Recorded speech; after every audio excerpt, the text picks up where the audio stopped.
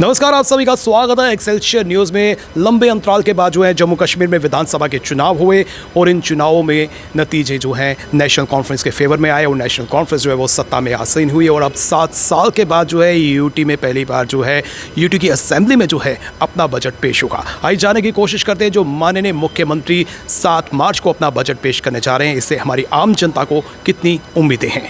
देखो जी, हमें तो बहुत खुशी हो रही है कि इतने सालों के बाद ये स्टेट का जो बजट है ये हमारे फाइनेंस मिनिस्टर कम चीफ मिनिस्टर साहब ये पेश करने जा रहे हैं। यही है कि जो रोज़ की लगने वाली चीज़ें हैं वो किचन की जो आइटम्स है उसके ऊपर कुछ बढ़ावा नहीं होना चाहिए। अगर कुछ कम हो सके तो उसको करना चाहिए। तो अगर गैस सिलेंडर पे कोई सब्सिडी प्रोवाइड कर सकें तो वो होना चाहिए।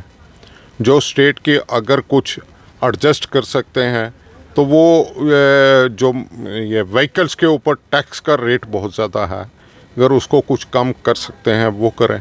तो ये चीज़ें जो हैं हम जनरल पब्लिक की यही एक्सपेक्टेशन होती है। बाकी बजट में से अगर कुछ पैसा ये जैसे अलॉट करते हैं उसमें बढ़ावा मिलना चाहिए टूरिज़्म को, हेल्थ सेक्टर को।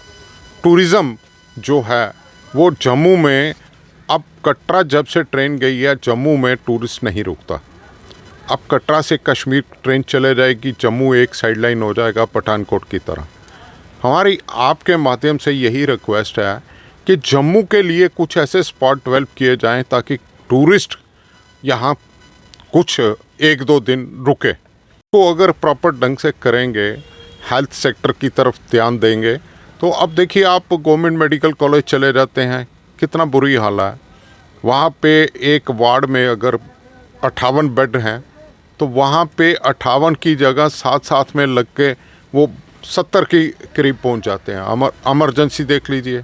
इसी तरह से हम गुजारिश यही करते हैं, रिक्वेस्ट करते हैं कि इसके लिए कुछ फंड्स रखे जाएं। जो छोटे छोटे क्लिनिक इन्होंने डेवलप किए हैं उसको हॉस्पिटल में कन्वर्ट किया जाए ताकि वहाँ एरिया वाइज फैसिलिटी ये प्रोवाइड की जाए। और उम्मीद रखते हैं कि ये गवर्नमेंट अगर आई है, बनी है, तो कहीं ना कहीं ये पब्लिक का भी आवाज़ सुनेगी। Because government is for the people, of the people, by the people. तो उम्मीद रखते हैं कि ये अच्छा ही बजट पेश करेंगे। Thank you. जो हमारे चीफ मिनिस्टर हैं वो फाइनेंस मिनिस्टर भी हैं और वो बजट को लेकर बड़ी मेहनत कर रहे हैं। कितने दिन ही हुए आपने देखा है कि वो एमएलए से मिल रहे हैं, व्यापारियों के नुमाइंदों से मिल रहे हैं, टूरिज़्म इंडस्ट्री से मिल रहे हैं, जो इंडस्ट्री दूसरी है उनको मिल रहे हैं।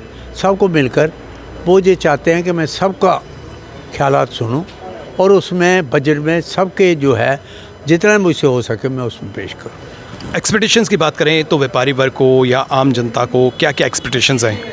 हमें पूरी उम्मीद है कि इस वक्त जो जम्मू का टूरिज़्म बिल्कुल बैठ गया है उसमें जो उमर साहब काफ़ी उसमें मेहनत करेंगे और हमारा इस तरफ पूरा ध्यान देकर इस बजट में वो हमारे लिए बहुत कुछ देंगे ताकि जम्मू का भी एक टूरिज़्म फिर उठ सके और जहाँ के लोग चैन से जी सकें। इस समय बिजनेस कम्युनिटी से अमित गोयल जी मेरे साथ हैं। आइए इनसे जाने की कोशिश करते हैं। सर, जम्मू कश्मीर का बजट जो है फाइनेंस मिनिस्टर यानी कि जो सीएम भी हैं उमर अब्दुल्ला वो पेश करने वाले हैं, क्या एक्सपेक्टेशंस रखते हैं इस बजट सत्र से?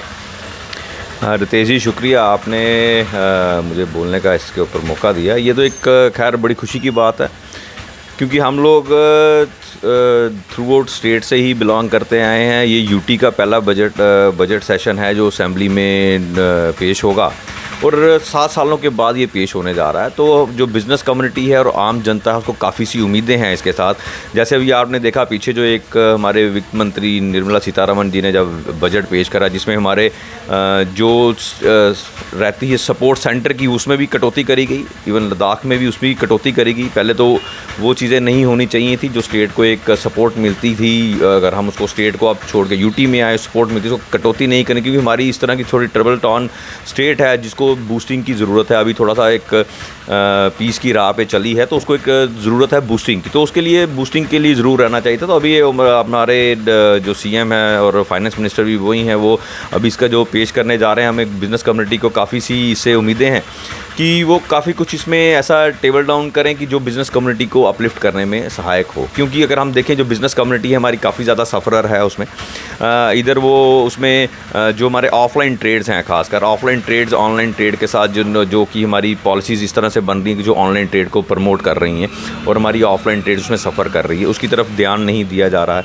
उसके बाद जो और भी हम कुछ चीज़ें देखें कि उसके लिए ईज़ डाउन कैसे किया जा सकता है चीज़ों को, कैसे चीज़ों को ईज़ डाउन किए, कहाँ पे चीज़ों की सपोर्ट है ताकि मार्केट में रौनक वापस आ सके उसके लिए। तो अभी सभी को ये चीज़ की बहुत ज़्यादा उम्मीदें हैं कि ये इसको करके अच्छे से करें। और तो महंगाई जो अभी आज चरम सीमा पर पहुंच गई है, एक आम बंदे के लिए, किसी भी नागरिक के लिए, किसी भी आम बंदे के लिए सर्वाइव करना बहुत मुश्किल है। उसको कैसे कट डाउन किया जा सके ताकि हर एक बंदा अपना आराम से खाना खा सके, अपना घर परिवार चला सके। इस बजट से सबको काफ़ी उम्मीदें हैं और विशेष प्रकार से अगर हम बिजनेस कम्युनिटी की बात करें या फिर आम जनता की बात करें, इन्हें काफ़ी उम्मीदें हैं। और जिस तरह से माननीय मुख्यमंत्री की बात करें, जिनके पास फाइनेंस डिपार्टमेंट भी है, वो लगातार जो है इसी एक्सरसाइज में जुटे हैं कि जो बजट पेश किया जाए वो जनता के अनुकूल जो है उसे पेश किया जाए। आम जनता को भी यही उम्मीदें हैं कि माननीय मुख्यमंत्री द्वारा जो बजट पेश किया जाएगा वो उनकी उम्मीदों पर ज़रूर खरा उतरेगा। फिलहाल नितिन कनोत्रा और मुझे यानी कि रितेश गुप्ता को दीजिए इजाज़त और आप देखते रहे एक्सेलशियर न्यूज़।